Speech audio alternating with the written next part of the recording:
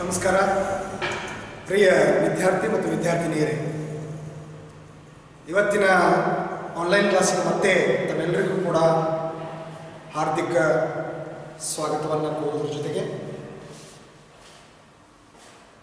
ಈಗಾಗಲೇ ಕೃಷ್ಣೇಗೌಡನ ಆನೆ ಅಧ್ಯಾಯ 1, 2, 3, 4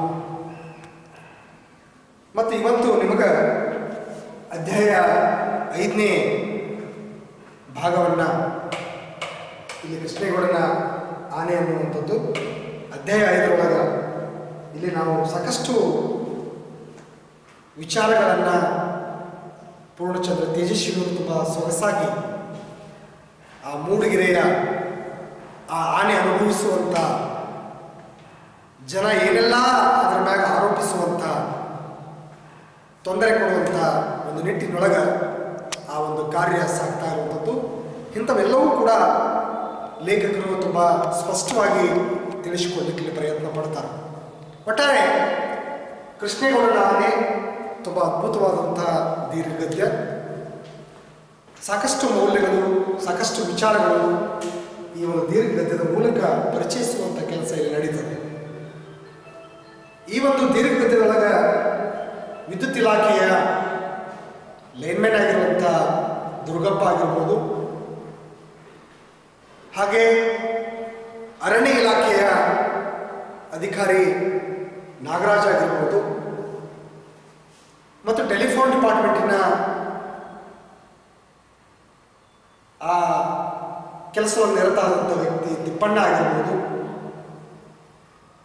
ಹಾಗೆ ಡ್ರೈವರ್ ಆಗಿರ್ಬೋದು, ಕ್ಲೀನರ್ ಆಗಿರ್ಬೋದು, ಮತ್ತು ಈ ಆನೆ ನಡೆಸುವಂಥ ವ್ಯಕ್ತಿ ಇಲ್ಲಿ ವೇಲಾಮಿಲ ಆಗಿರ್ಬೋದು. ಜೊತೆಗೆ ಇಲ್ಲಿ ಕೆ.ಪಿ. ಪೂರ್ಣಚಂದ್ರ ತೇಜಸ್ವಿಯವರು ಕೂಡ ನಿರೂಪಕರಾಗಿ ಅಲ್ಲಿ ಸಾಗುವಂಥದ್ದು ಕಂಡು ಬರ್ತದೆ.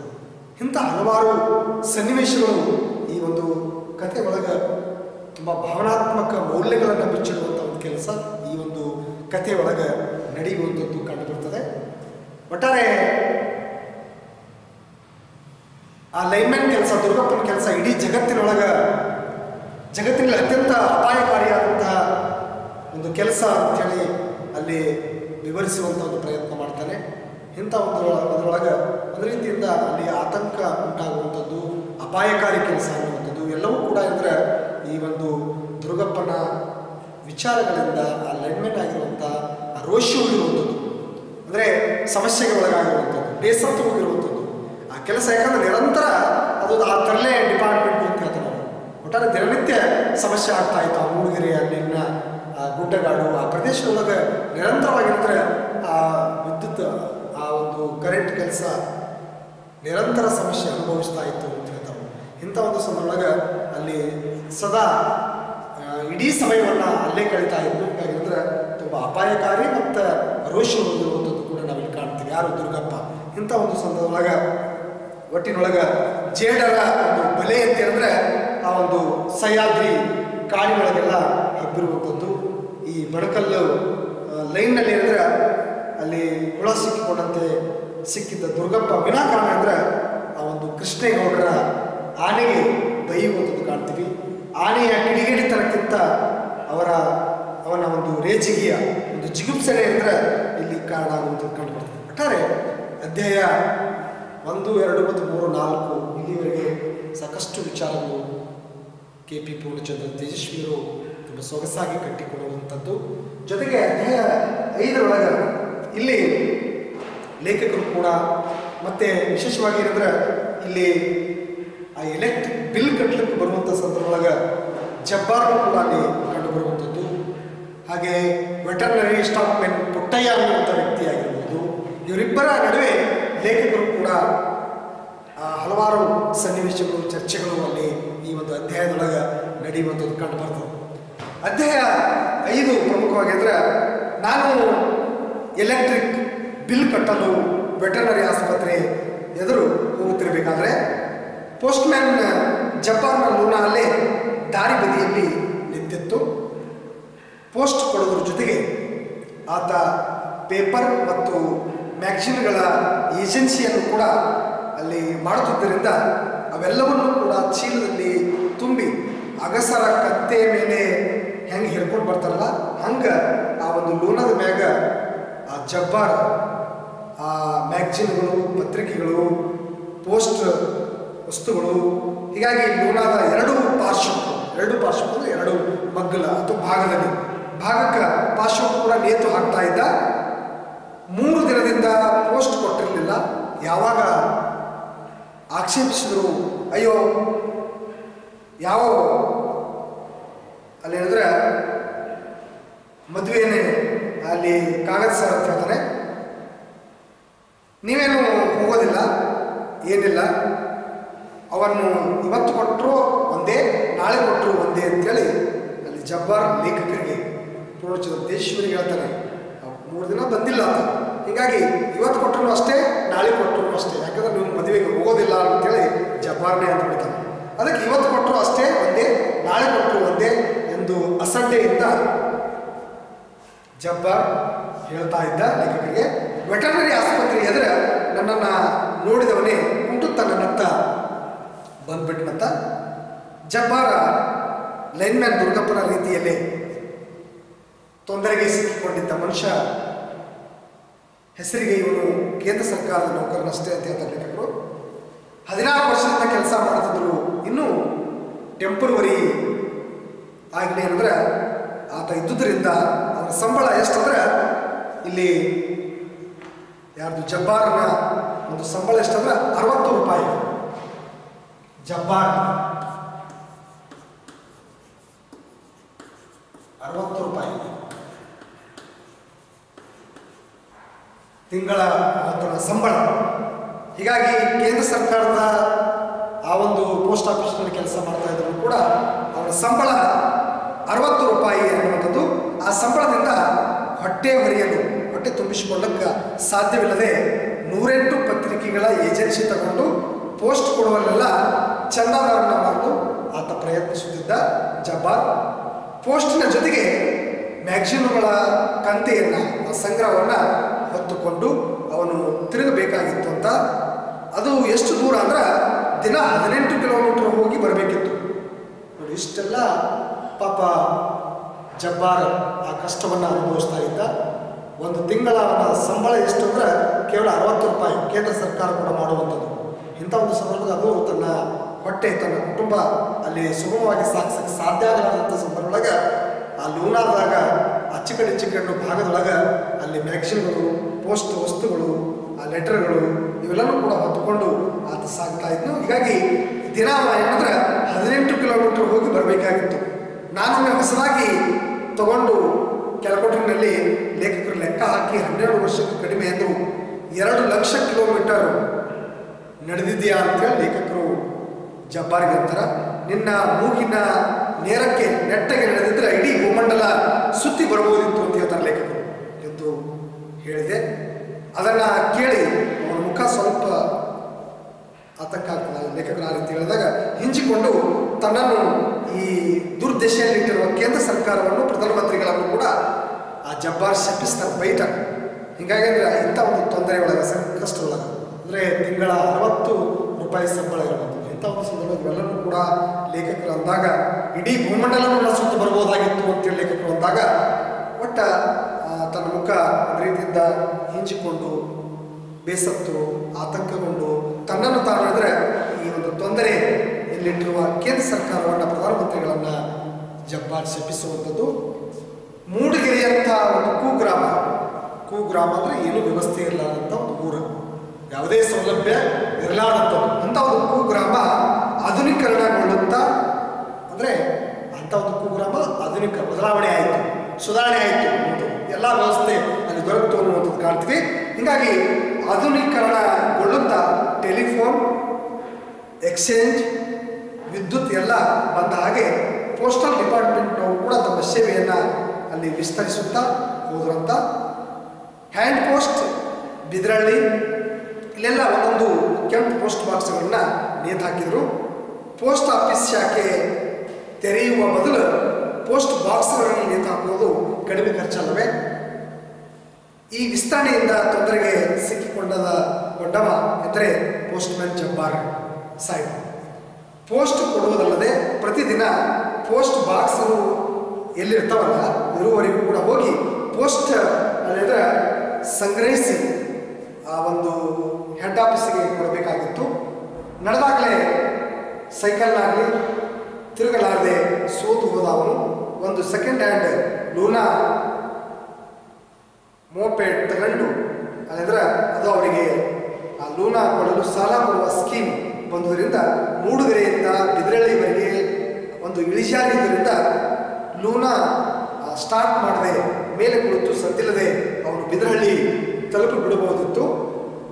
ಇದರಿಂದ ತನಗೆ ಅರ್ಧಕ್ಕರ್ಧ ಪೆಟ್ರೋಲ್ ಉಳಿತಾಯ ಆಗುತ್ತಿದೆ ಎಂದು ಅವನು ತಿಳಿದಿದ್ದರೆ ಜಬ್ಬಾರ್. ಆದರೆ ವಾಪಸ್ ಹೋಗುತ್ತಾ ಅವನ ಪುಸ್ತಕದ ಹೊರೆಯನ್ನು ಹೊತ್ತ ಲೂನಾ ಮೂಡುಗೆರೆಯವರೆಗೂ ಇದ್ದ ಆ ಉಪ್ಪಿನಲ್ಲಿ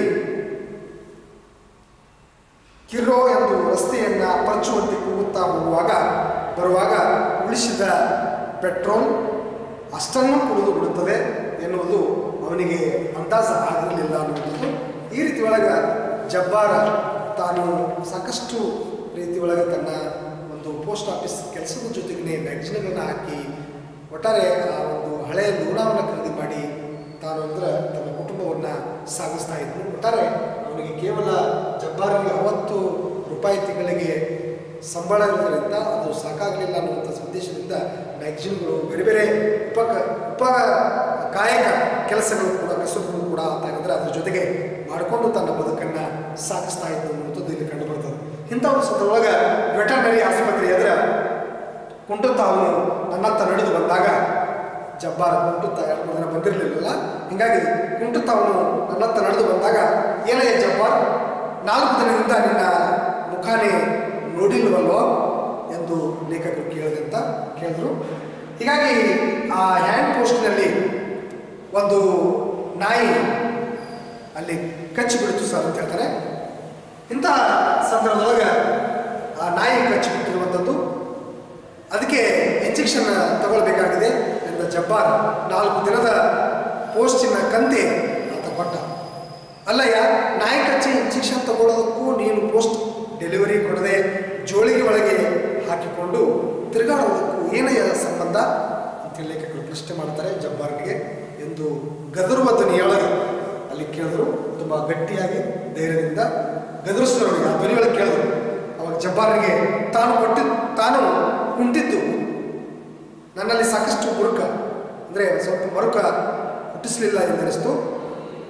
ಏನು ಮಾಡ್ತೀರಾ ಸರ್, ಹುಚ್ಚು ನಾಯಿ ಹೆಚ್ಚಾಗಿ ಇದ್ದು ಬಿದ್ದವರಿಗೆಲ್ಲ ಅಲ್ಲಿ ಕಚ್ಚಿ ಬಿಟ್ಟಿದ್ದಾವೆ. ನಮ್ಮ ಆಸ್ಪತ್ರೆಯಲ್ಲಿ ಇಂಜೆಕ್ಷನ್ ಇಲ್ವಂತೆ, ಅದಕ್ಕೆ ಕೇಳಿಕೊಂಡು ಚಿಕ್ಕಮಗಳೂರಿಗೆ ಹೋಗಿದ್ದೆ. ಅಲ್ಲಿಯೂ ಖರ್ಚಾಗಿ ಹೋಗಿದೆ ಅಂತೆ. ಯಾರೋ ವೆಟರ್ನರಿ ಆಸ್ಪತ್ರೆಯಲ್ಲಿ ಇರ್ತಾವಂತೆ ಹೇಳಿದ್ರು.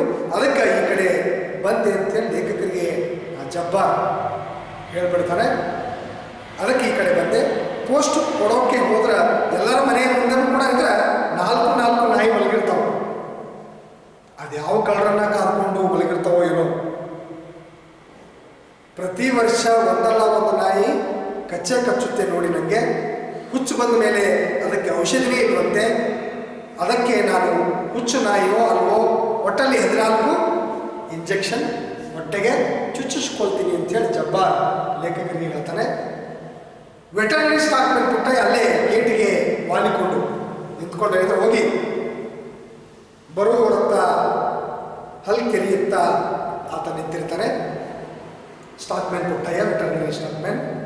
ಜಬ್ಬಾರ್ ಇಂಜೆಕ್ಷನ್ ವಿಚಾರ ಎತ್ತಿದ್ದನ್ನು ಕೇಳಿ ನಮ್ಮೊಡನೆ ಮಾತಿಗೆ ಬಂದ. ಹುಚ್ಚನ ಇಂಜೆಕ್ಷನ್ ಏನೋ ಇದೆ, ಆದರೆ ಅದು ಗ್ಯಾರಂಟಿ ಇಲ್ಲ ಅಂತ ಹೇಳ್ತಾರೆ ಪುಟ್ಟಯ್ಯ.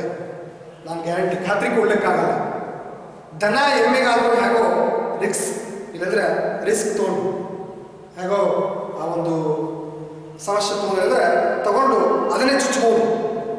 ಆದರೆ ಮನುಷ್ಯರ ವಿಷಯಕ್ಕೂ ಸ್ವಲ್ಪ ಯೋಚನೆ ಮಾಡಬೇಕು ಅಂತ ಪುಟ್ಟಯ್ಯ ಜಬ್ಬಾರಿಗೆ ಅಂತಾನೆ. 1 ವಾರದಿಂದ ನಮಗೆ ಕರೆಂಟೇ ಇಲ್ಲ ನೋಡಿ. ರೆಫ್ರಿಜರೇಟರ್ ಒಳಗೆ ಸಾವಿರಾರು ರೂಪಾಯಿ ಔಷಧಿ ಇಟ್ಟಿರ್ತೀವಿ.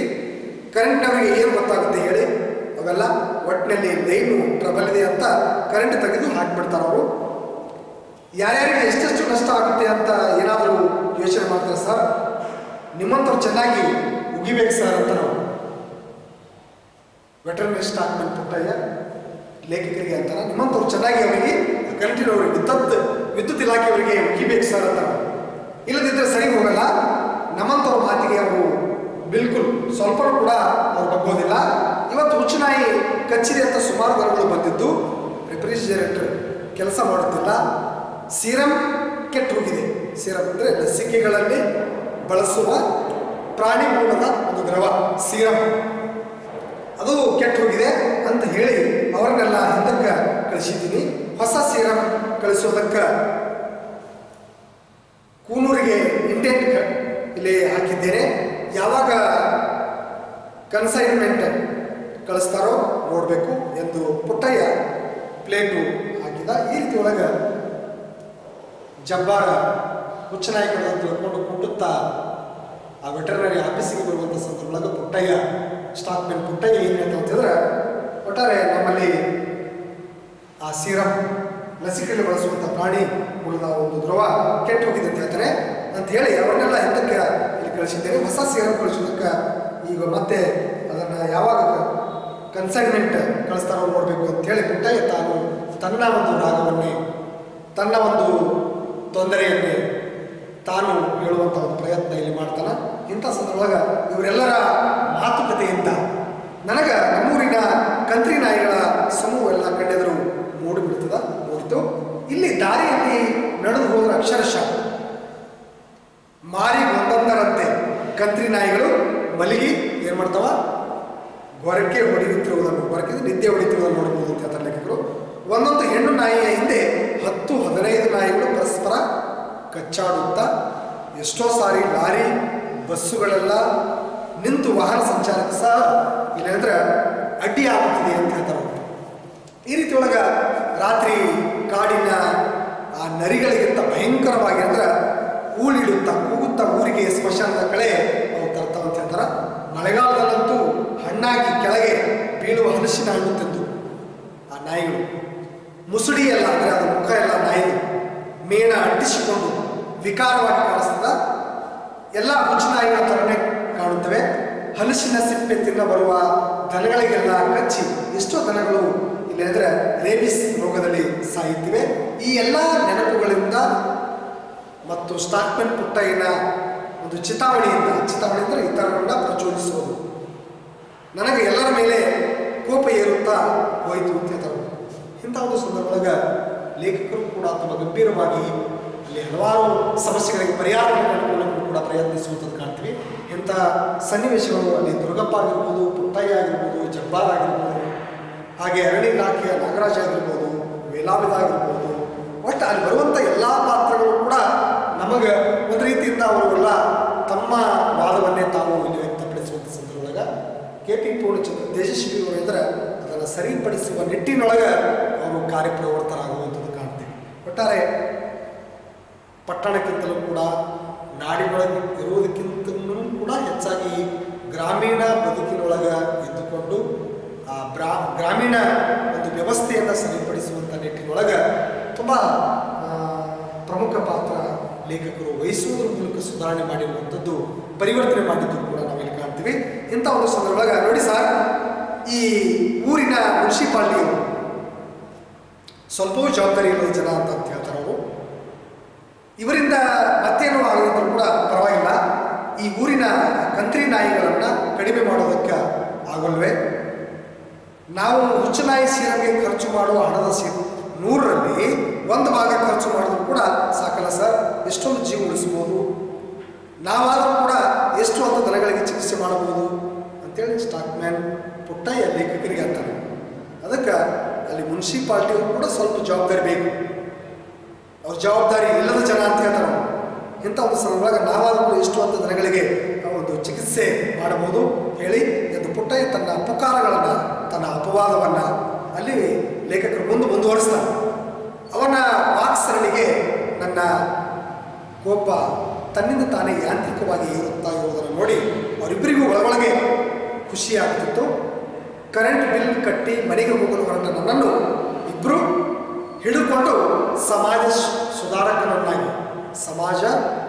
ಸುಧಾರಕನನ್ನಾಗಿ ಪರಿವರ್ತಿಸಲು ಪ್ರಯತ್ನ ಅವರಿಬ್ಬರು ಕೂಡ ಲೇಖಕರಿಗೆ ಮಾಡ್ತಿದ್ರು ಅಂತ ಹೇಳುವಂಥದ್ದು ಕೂಡ ಅಲ್ಲಿ ಲೇಖಕರು ತಾವು ಅಂದುಕೊಳ್ಳುವಂಥದ್ದು ಕಂಡುಬರ್ತದೆ.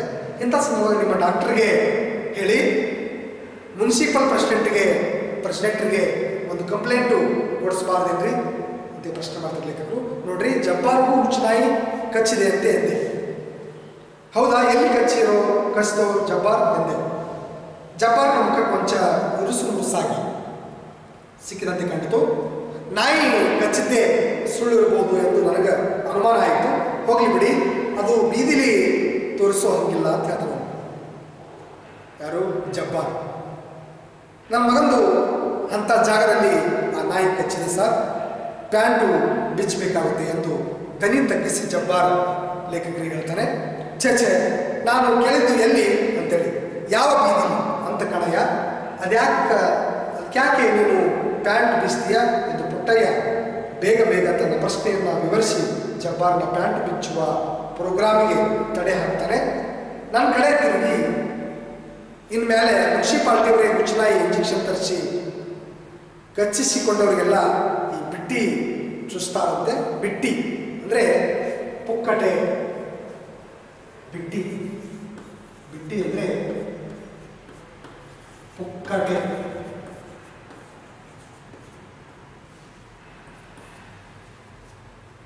ಪುಕ್ಕಟೆ ಆ ಇಂಜೆಕ್ಷನ್ ಚುಸ್ತಾರಂತೆ ಮುನ್ಸಿಪಾಲ್ಟಿಯವರು.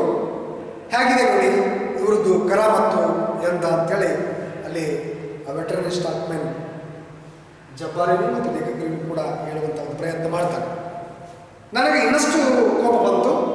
ಇವರಿಬ್ಬರು ಕೊಂಚವೂ ಜವಾಬ್ದಾರಿ ಇಲ್ಲದ ಅವಿವೇಕಿಗಳೆಂದು ನನ್ನ ಬುದ್ಧಿಗೆ ತಿಳಿದು ಇವರ ಮಾತಿಗೆ ನನ್ನ ಭಾವನೆಗಳು ಯಾಂತ್ರಿಕವಾಗಿ ಪ್ರತಿಕ್ರಿಯಿಸುತ್ತಲೇ ಓದುವುದನ್ನು ನೋಡಿದ್ರೆ ಹೊಗಳಿಕೆ, ತಗಳಿಕೆ, ಚಾಡಿ ಇವುಗಳಿಗೆಲ್ಲ ನಮ್ಮ ಮನಸ್ಸಿನ ಮೇಲೆ ಎಂಥ ಹಿಡಿತ ಇದೆ ಎಂದು ಆಶ್ಚರ್ಯ ಆಗುತ್ತದೆ.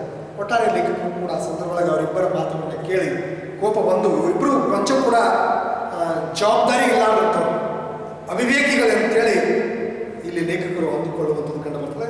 ಎಂಥ ಈ ಮನಸ್ಸಿನ ಮೇಲೆ ಎಂಥ ಹಿಡಿತ ಇದೆ ಎಂದು ಆಶ್ಚರ್ಯ ಆಗ್ತದೆ.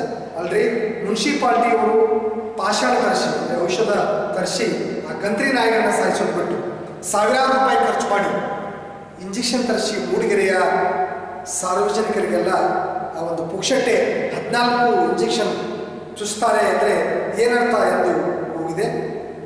ಈ ರೀತಿ ಒಳಗೆ ಅಲ್ಲಿ ಜಬ್ಬಾರ ಮತ್ತು ವೆಟರ್ನರಿ ಸ್ಟಾಕ್ಮೆನ್ ಇವರಿಬ್ಬರು ಚರ್ಚೆಯ ಜೊತೆಗೆ ಲೇಖಕರು ಕೂಡ ಅಂದರೆ ತಮ್ಮ ನಿಲುವುಗಳನ್ನು ಅಲ್ಲಿ ವ್ಯಕ್ತಪಡಿಸುವಂಥದ್ದು ಕಂಡು ಬರ್ತದೆ. ಇಂಥ ಒಂದು ಸಂದರ್ಭದೊಳಗೆ ನೋಡಿ ಸರ್, ನಿನ್ನೆ ಒಂದು ಹುಚ್ಚುನಾಯಿ 7 ಜನಕ್ಕೆ 16 ದನಗಳಿಗೆ ಕಚ್ಚಿದೆಯಂತೆ. ಅವರಿಗೆಲ್ಲ ಎಲ್ಲಿಂದ ಇಂಜೆಕ್ಷನ್ ಸಪ್ಲೈ ಮಾಡಬೇಕಾಗುತ್ತೆ ಹೇಳಿ ಅಂಥೇಳಿ ಲೇಖಕರಿಗೆ ವೆಟರ್ನರಿ ಸ್ಟಾಕ್ಮೆನ್ ಪುಟ್ಟಯ್ಯ ಹೇಳ್ತಾನೆ. ಎಲ್ಲಿ ಸಪ್ಲೈ ಮಾಡೋಕ್ಕಾಗುತ್ತೆ ಹೇಳಿ ಎಂದು ಹೇಳಿದ ಪುಟ್ಟಯ್ಯ ಕೊಂಚ ದನಿ ತಗ್ಗಿಸಿ ಕೃಷ್ಣೇಗೌಡರ ಆನೆಗೂ ಕಚ್ಚಿದೆ ಅಂತ ಆ ಸುದ್ದಿ, ಆ ವರ್ತಮಾನ ಉಂಟಪ್ಪ ಅಂತ ಹೇಳ್ತಾರೆ. ಅವರು ಆನೆ ಕರ್ಕೊಂಡು ಬಂದು ಇಂಜೆಕ್ಷನ್ ಕೊಡು ಅಂದರೆ ನಾವು ಏನು ಮಾಡೋಣ ಹೇಳಿ, ಅದಕ್ಕೆ ಚುಚ್ಚೋ ಸೂಜಿನೂ ನಮ್ಮ ಹತ್ರ ಇಲ್ಲ ಅಂತೇಳಿ ಪುಟ್ಟಯ್ಯ ಅಂತಾನ. ಆನೆಗೆ ಕೊಡೋ ಆ ಒಂದು ಡೋಸೇಜು ಗೊತ್ತಿಲ್ಲ, ಎಷ್ಟು ಅದಕ್ಕೆ ಔಷಧ ಹಾಕಿ ಇಂಜೆಕ್ಷನ್ ಮಾಡಬೇಕು ಅಂತೇಳಿ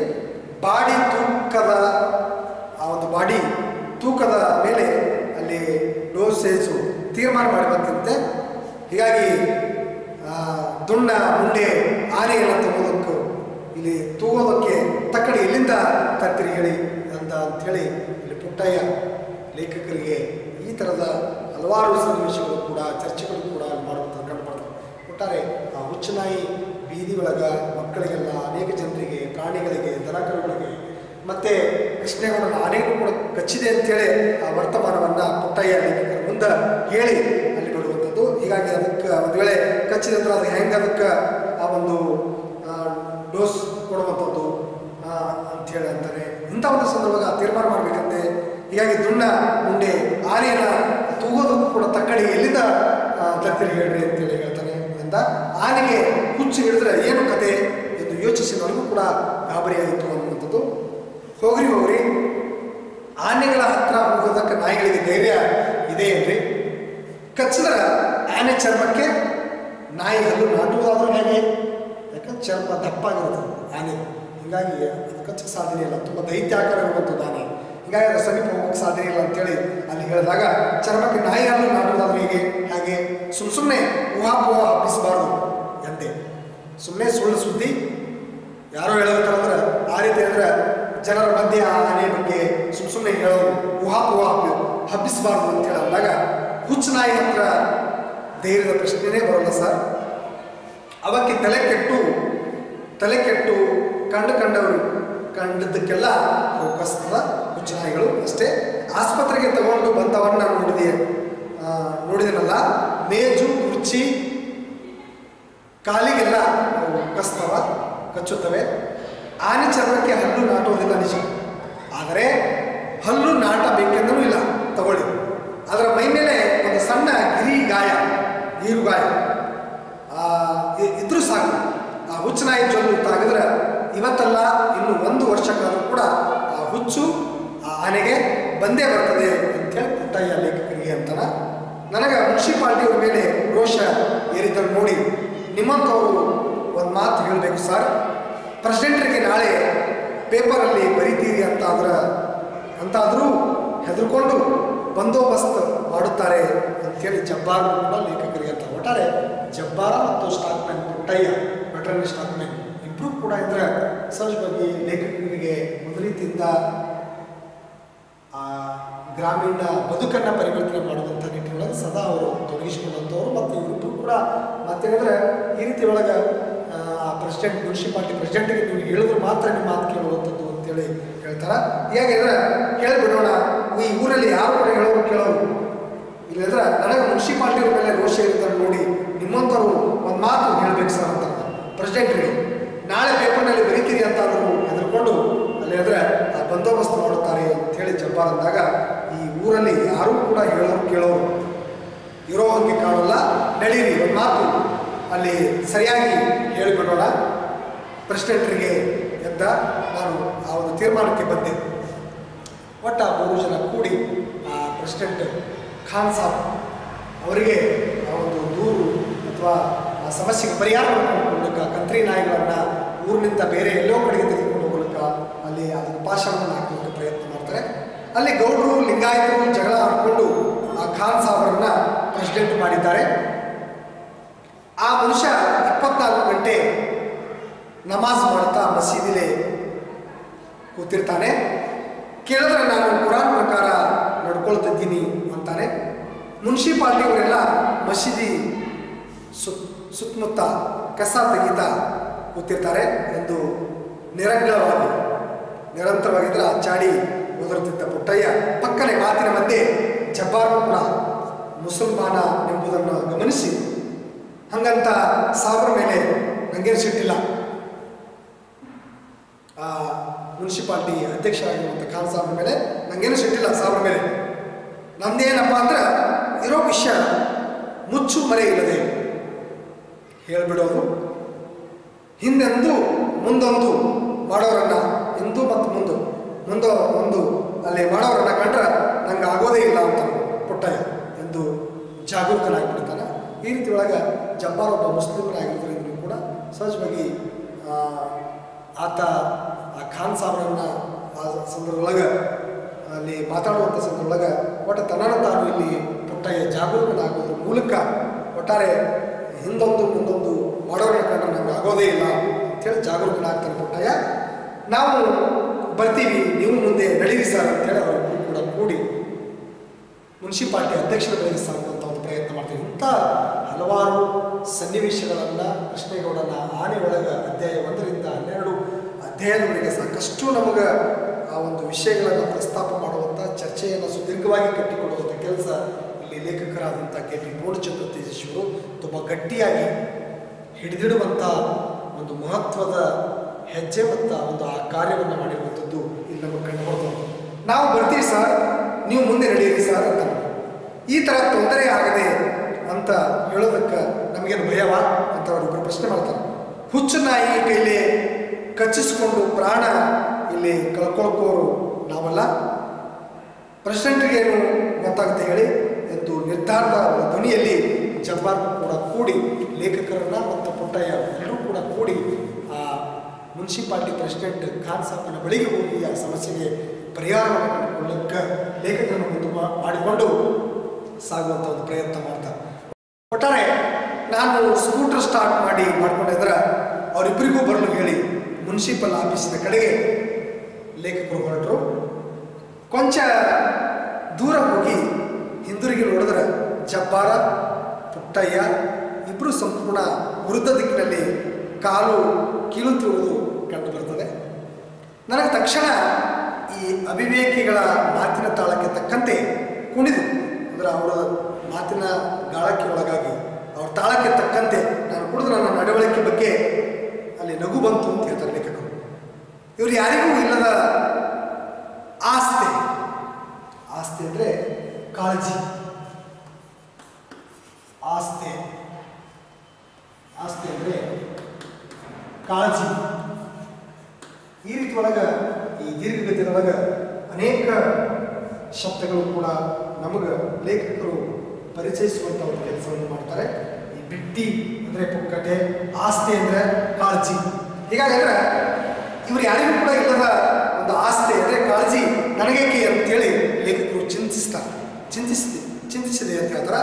ಆದರೂ ಇಲ್ಲಿ ಲೇಖಕರು ತುಂಬ ಸರಳ, ಕಠೋರ, ನಿಷ್ಠುರವಾದಿಯಾದಂಥವರು, ಹಾಗೆ ಪರಿವರ್ತನೆ ಮಾಡುವಂಥ ಮನೋಭಾವದವರು, ಒಳ್ಳೆಯ ಸಾಹಿತ್ಯಕಾರರಾದಂಥವರು, ಪುಸ್ತಕ ಪ್ರಕಾಶಕರಾದಂಥವರು ಮತ್ತು ಜನಪರ ಕಾಳಜಿ ಉಳ್ಳಂಥವರು, ಜನರ ಆಗು ಹೋಗುಗಳನ್ನು ಸರಿಪಡಿಸುವ ನಿಟ್ಟಿನೊಳಗೆ ತಮ್ಮನ್ನು ತಾವು ತೊಡಗಿಸಿಕೊಂಡಂಥ ಅಪರೂಪದ ಕುವೆಂಪು ಅವರ ಮಗ ಪೂರ್ಣಚಂದ್ರ ತೇಜಸ್ವಿ.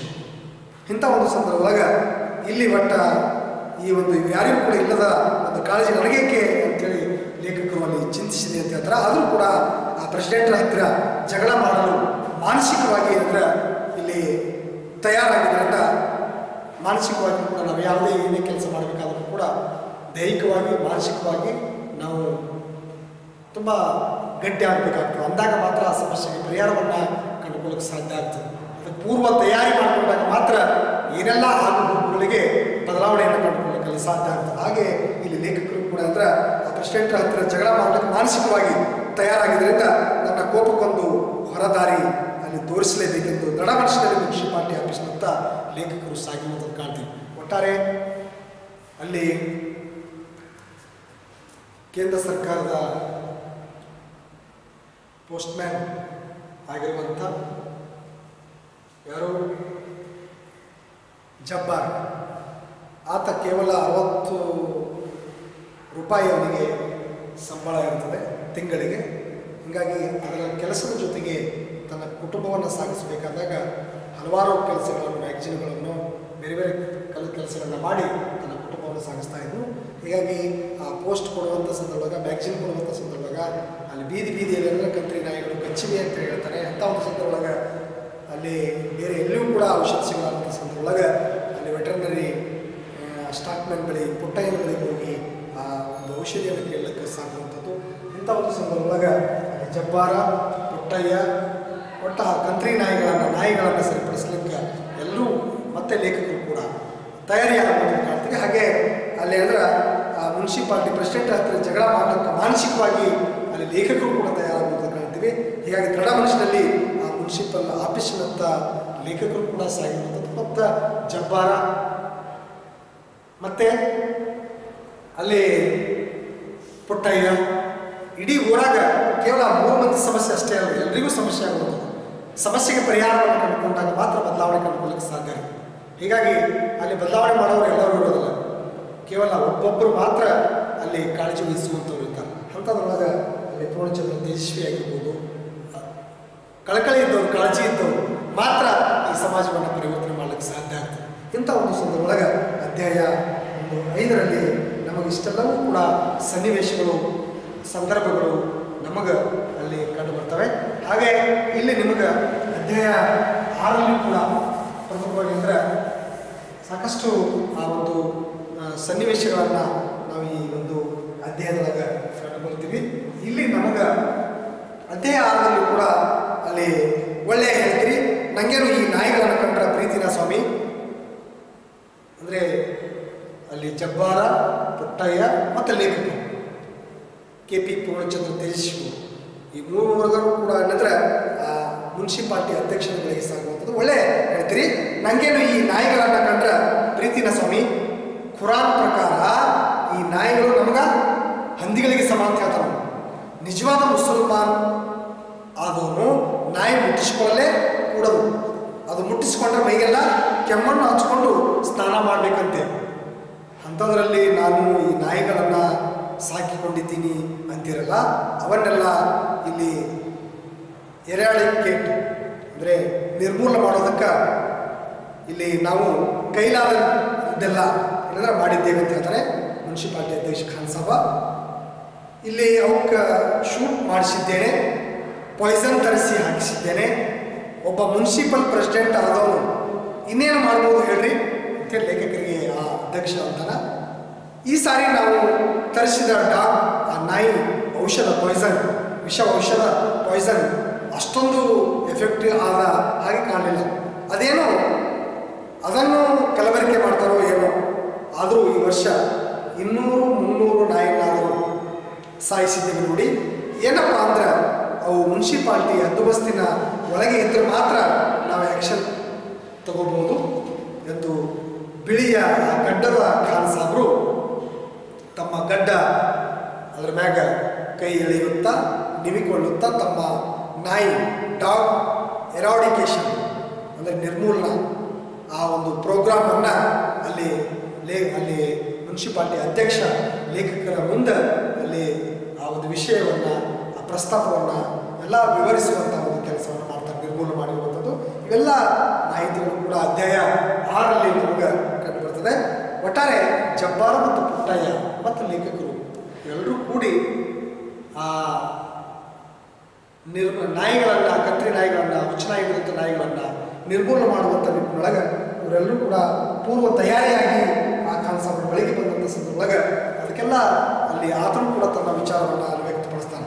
ಹೀಗಾಗಿ ಅಂದರೆ ಆ ಬಿಳಿಯ ಗಡ್ಡದ ಖಾನ್ ಸಾಬ್ರು ತಮ್ಮ ಗಡ್ಡ ಮ್ಯಾಗ ಕೈ ಎಳೆಯುತ್ತಾ ತಮ್ಮ ಆ ನಾಯಿ ಎರಾಡಿಕೇಶನ್ ಪ್ರೋಗ್ರಾಮನ್ನು ನಿರ್ಮೂಲನೆ ಮಾಡಿರುವಂಥ ಪ್ರೋಗ್ರಾಮ್ ವಿಷಯವನ್ನು ವಿವರಿಸ್ತಾರೆ. ನಿಮ್ಮ ನೌಕರರು ಒಂದೇ ಒಂದು ನಾಯಿಯನ್ನು ಕೂಡ ಕೊಲ್ಲದೆ ನಿಮಗೆ ಸುಳ್ಳು ಲೆಕ್ಕ ಕೊಟ್ಟಿದ್ದಾರೆ ಖಾನ್ ಸಾಬ್. ಒಂದು ಸಾರಿ ನೀವು ಪೇಟೆ ಬೀದಿಯಲ್ಲಿ ತಿರುಗಾಡಿದ್ರೆ ಗೊತ್ತಾಗುತ್ತೆ. ಒಂದು ಕೆಲಸ ಮಾಡಿ, ಇನ್ಮೇಲೆ ನಾಯಿ ಕೊಂದರೆ ಬಾಲ ತಗೊಂಡು ಬಂದು ತೋರಿಸಬೇಕು ಅಂತ ಹೇಳಿ ಅಂಥೇಳಿ ಲೇಖಕರು ಮುನ್ಸಿಪಾಲ್ಟಿ ಅಧ್ಯಕ್ಷ ಖಾನ್ ಸಾಬ್ ಹೇಳ್ತಾರೆ. ಅದಕ್ಕೆ ನಿಮಗೆಲ್ಲ ಆ ಒಂದು ಪೇಟೆ ಬೀದಿಯಲ್ಲಿ ತಿರುಗಾಡ್ರಿ, ನಿಮಗೆ ಸುಳ್ಳು ಲೆಕ್ಕ ಕೊಟ್ಟಿದ್ದಾರೆ ಖಾನ್ ಸಾಬ್. ಒಂದು ಸಾರಿ ನೀವು ಆ ಪೇಟೆ ಬೀದಿಯೊಳಗೆ ತಿರುಗಾಡಿದ್ರೆ ಗೊತ್ತಾಗ್ತದೆ ನಿಮ್ಗೆ. ಒಂದು ಕೆಲಸ ಮಾಡಿರಿ, ಇನ್ನು ಮ್ಯಾಗ ನಾಯಿ ಕೊಂದರೆ ಬಾಲ ತಗೊಂಡು ಬಂದು ನಿಮಗೆ ತೋರಿಸ್ಬೇಕು ಅಂತ ಹೇಳಿ ಅವ್ರ ಲೆಕ್ಕ ಸುಳ್ಳು ನಿಜವೋ ನಿಮಗೆ ಅವಾಗ ಗೊತ್ತಾಗುತ್ತೆ ಅಂತ ಹೇಳ್ತಾರೆ ಲೇಖಕರು. ಅವಾಗ ಮೂಡಿಗೆರೆ ಒಳಗೆ ಇನ್ನು ತುಂಬ ಕಂತ್ರಿ ನಾಯಿಗಳಿರೋದು ನಿಜ. ಅದಕ್ಕೆ ಕಾರಣ ಹೇಳ್ತೀನಿ ಕೇಳಿ. ಅವೆಲ್ಲ ಇಲ್ಲಿ ನಾಯಿಗಳಲ್ಲ, ಹೊರಗಡೆಯಿಂದ ಇಲ್ಲಿಗೆ ಎಕ್ಸ್ಪೋರ್ಟ್ ಆದವು ಬಂದಂಥವು ಅಂತ ಹೇಳ್ತಾರೆ. ಲಾರಿಯಲ್ಲಿ ನಾಯಿಗಳನ್ನು ತುಂಬಿಕೊಂಡು ಬಂದು ಇಲ್ಲಿ ರಾತ್ರೋರಾತ್ರಿ ಬಿಟ್ಟು ಹೋಗಿದ್ದಾರೆ. ಅವ್ರ ಧರ್ಮದ ಪ್ರಕಾರ ಪ್ರಾಣಿ ಹಿಂಸೆ ಮಾಡೋ ಹಾಗಿಲ್ಲ. ಅದಕ್ಕೆ ನಾಯಿ ಕಾಟ ವಿಪರೀತ. ಆ ಕೂಡಲೇ ಲಾರಿಯಲ್ಲಿ ತುಂಬಿಸಿ ದೂರ ಎಲ್ಲಾದರೂ ಬಿಟ್ಟಿಡ್ತಾರೆ ಅಂತ ಹೇಳ್ತಾರೆ. ಸರ್ಕಾರಕ್ಕೆ ಯಾಕೆ ನೀವು ಕಂಪ್ಲೇಂಟ್ ಮಾಡಬಾರ್ದು ಅಂತ ಮತ್ತೆ ಪ್ರಶ್ನೆ ಮಾಡ್ತಾರೆ. ನಾನು ಆ್ಯಕ್ಷನ್ ತಗೊಂಡು ಬಿಡ್ತಿದ್ದೆ, ಆದರೆ ಇವನ್ನೆಲ್ಲ ಯಾರು ನೋಡಿದ್ದಾರೆ, ಏನು ದಾಖಲೆ ಇದೆ, ಯಾರು ಸಾಕ್ಷಿ ಹೇಳುತ್ತಾರೆ, ಎಲ್ಲ ರಾತ್ರೋರಾತ್ರಿ ನಡೆಯುವ ಕೆಲಸ ಅಂತ ಹೇಳ್ತಾನೆ. ಅವರ ಅಹಿಂಸೆಗೆ ಬೆಂಕಿ ಹಾಕಲಿ. ನಿನ್ನೆ 7 ಜನಕ್ಕೆ ಸುಮಾರು ದನಗಳಿಗೆ ಹುಚ್ಚು ನಾಯಿ ಕಚ್ಚಿದೆಯಂತೆ. ನೀವು ಕಂಪ್ಲೇಂಟು ಕೊಡದಿದ್ರೆ ಬೇಡ, ನಿಮಗೆ ಗ್ಯಾರಂಟಿ ಗೊತ್ತಿದ್ರೆ ಹೇಳಿ, ನಾನಾದರೂ ಕೂಡ ಪತ್ರಿಕೆಗಳಿಗೆ ಬರೀತೇನೆ ಅಂತೇಳಿ ಲೇಖಕರು ಆ ಖಾನ್ ಸಾಬ್ಗೆ ಹೇಳ್ತಾರೆ. ಅಂದಾಗ ನಾನು ಪತ್ರಿಕೆ ಒಳಗೆ ಆ ಸುದ್ದಿಯನ್ನು ನಿಮಗೆ ಸರಿಯಾದ ಮಾಹಿತಿ ಇರದೇ ಇದ್ದರೆ ನಾನು ಹೇಳ್ರಿ, ನಾನು ಪತ್ರಿಕೆ ಮೂಲಕ ಅದನ್ನು ಸರಿಪಡಿಸೋಕ್ಕೆ ಪ್ರಯತ್ನ ಪಡ್ತೀನಿ ಅಂತೇಳಿ ಲೇಖಕರು ಹೇಳಿದಾಗ, ಅಯ್ಯಯ್ಯೋ ಹಾಗೆಲ್ಲ ಮಾಡಬೇಡ್ರಿ, ಪತ್ರಿಕೆ ಒಳಗೆ ಬರಿಬೇಡ್ರಿ ಅಂತ ಮಾಡಬೇಡಿ ಸರ್, ಇದು ಭಾಳ ಸೆನ್ಸಿಟಿವ್ ಮ್ಯಾಟರ್, ಭಾಳ ಸೂಕ್ಷ್ಮ ವಿಷಯ ಅಂತ ಹೇಳ್ತಾರೆ ಮುನ್ಸಿಪಾಲ್ಟಿ ಅಧ್ಯಕ್ಷ ಖಾನ್ ಸಾಬ್. ಭಾಳ ಸೆನ್ಸಿಟಿವ್ ಮ್ಯಾಟರ್, ಸೂಕ್ಷ್ಮ ವಿಷಯ. ನಾನು ಮುಸಲ್ಮಾನ ಆಗಿದ್ದುಕೊಂಡು ಬೇರೆ ಧರ್ಮದವರ ವಿರುದ್ಧ ಹೇಳಿಕೆ ಕೊಟ್ಟರೆ ತುಂಬ ಅಪಾರ್ಥ ಬಂದುಬಿಡುತ್ತೆ. ಹಿಂದೂಗಳ ಮನಸ್ಸಿಗೆ ಯಾಕೆ ನೋವು ಮಾಡಬೇಕು, ಅವರವರ ಧರ್ಮ ಅವರಿಗೆ ದೊಡ್ಡದಲ್ಲವೇ ಅಂತೇಳಿ ಖಾನ್ಸಾಬ್ ಲೇಖಕರಿಗೆ ಈ ರೀತಿಯಾದಂಥ ವಿಷಯಗಳನ್ನು ಪ್ರಸ್ತಾಪ ಮಾಡ್ತಾನೆ, ಪ್ರಶ್ನೆ ಮಾಡ್ತಾನೆ. ಹೀಗಾಗಿ ಮನಸ್ಸಿಗೆ ಯಾಕೆ ನೋವು ಮಾಡಬೇಕು, ಹಿಂದೂಗಳ ಒಂದು ಮನಸ್ಸಿಗೆ ಅವರವರ ಧರ್ಮ ಅವರಿಗೆ ಅಂದರೆ ದೊಡ್ಡದಲ್ಲವೇ ಅಂತ ಹೇಳ್ತಾನೆ. ಅಲ್ರಿ ಖಾನ್ಸಾಬ್ರೆ, ಆ ನಾಯಿಗಳ ಕೈಲಿ ಕಚ್ಚಿಸ್ಕೊಳ್ಬೇಕಾದ್ರೆ ಹೊಟ್ಟಿಗೆ 14 ಇಂಜೆಕ್ಷನ್ ಚುಚ್ಚಿಸ್ಕೊಳ್ಬೇಕಾದ್ರೆ ಆಗ ನೋವಾಗೋದಿಲ್ಲೇನ್ರಿ ಅಂಥೇಳಿ ಲೇಖಕರು ಆ ಮುನ್ಸಿಪಾಲ್ಟಿ ಅಧ್ಯಕ್ಷನಿಗೆ ಈ ರೀತಿ ಪ್ರಶ್ನೆ ಮಾಡಿದಾಗ, ಏನು ಮಾಡ್ತೀನಿ, ಜನಕ್ಕೆ ತಿಳುವಳಿಕೆ ಕಡಿಮೆ, ಉಳಿದವರ ಮೇಲೆ ಸುಳ್ಳು ಆಪಾದನೆ ಮಾಡಿದ್ದಾನೆ ಅಂದು ಬಿಡ್ತಾರೆ ಸಲೀಸಾಗಿ. ಎಷ್ಟು ನಾಯಿ ಕೊಂದರೂ ಮತ್ತೆ ಹೊಸ ನಾಯಿಗಳು ಕೂಡ ಎಲ್ಲಿಂದ ಬರ್ತವೆ ಅಂತ ಚೂರು ಕೂಡ ಯೋಚನೆ ಮಾಡಲ್ಲ.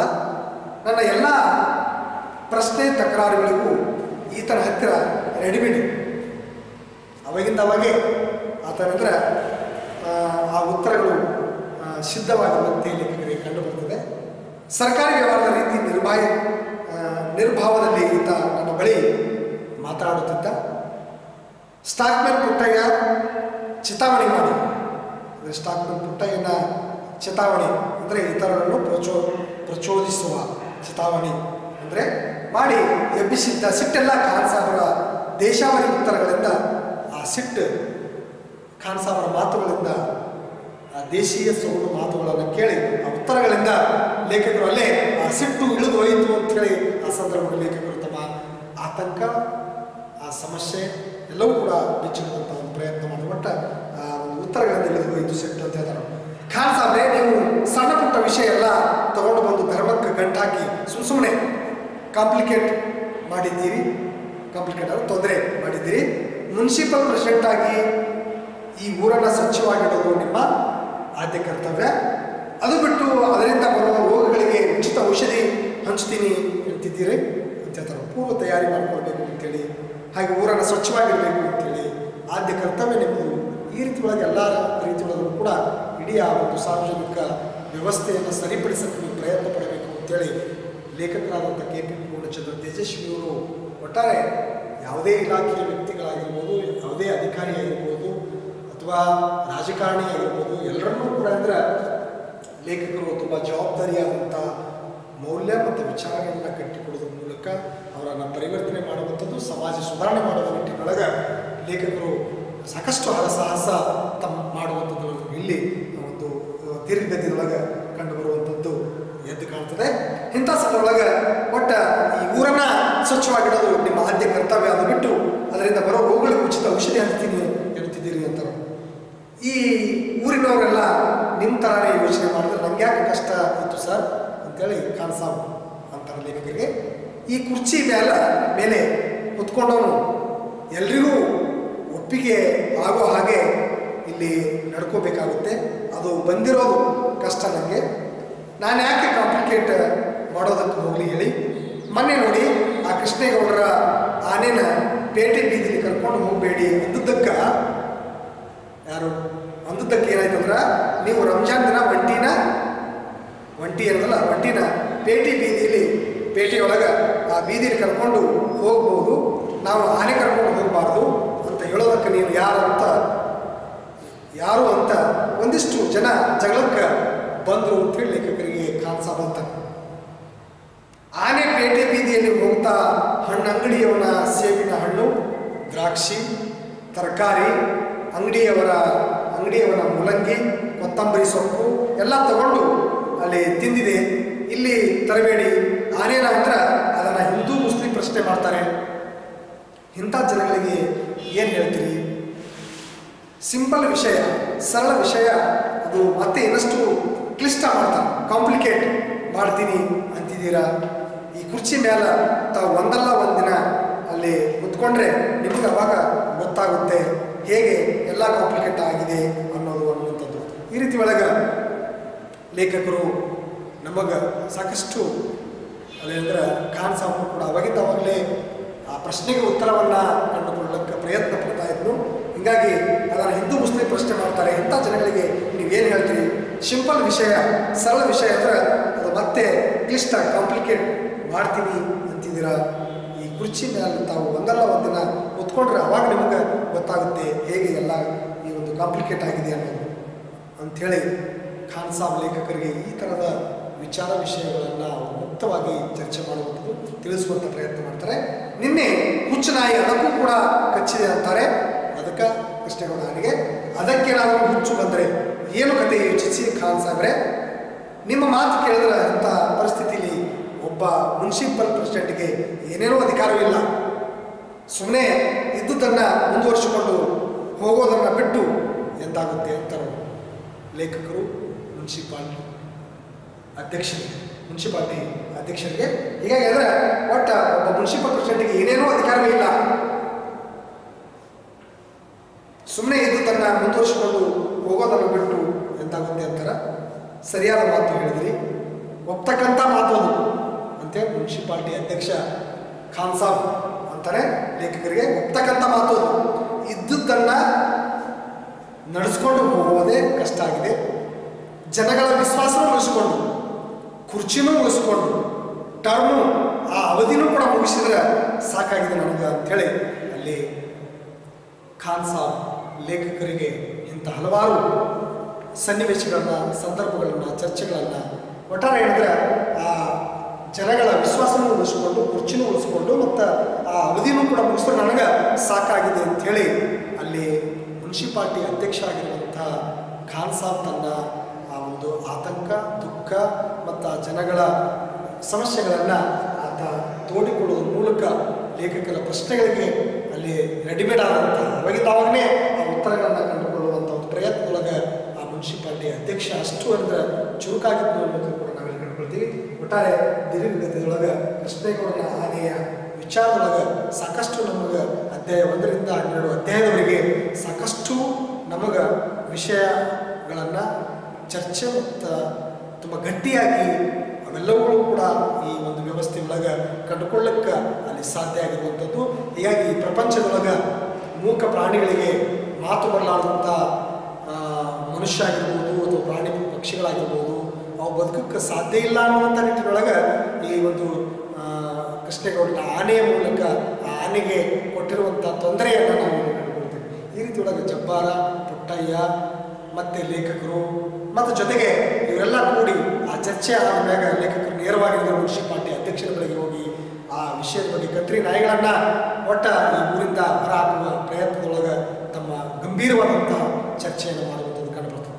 ಒಟ್ಟಾರೆ ಈ ಒಂದು ಎಲ್ಲ ಸನ್ನಿವೇಶಗಳು ಕೂಡ ನಮಗೆ ಈ ಒಂದು ಕಥೆಯ ಉದ್ದಕ್ಕೂ ಕೂಡ ಸಾಕಷ್ಟು ಗಂಭೀರವಾಗಿ ಲೇಖಕರು ನಮಗೆ ಪರಿಚಯಿಸುವಂಥ ಕೆಲಸ, ತುಂಬ ಗಟ್ಟಿಯಾಗಿ ಅವೆಲ್ಲವುಗಳನ್ನು ಒಂದು ಕಂಡುಕೊಳ್ಳಕ್ಕೆ ಇಲ್ಲಿ ಪ್ರಯತ್ನ ಪಡ್ತಾರೆ. ಒಟ್ಟಾರೆ ಕೃಷ್ಣೇಗೌಡನ ಆನೆ ಇದು ತುಂಬ ಅದ್ಭುತವಾದಂಥ ದೀರ್ಘಗದ್ಯ.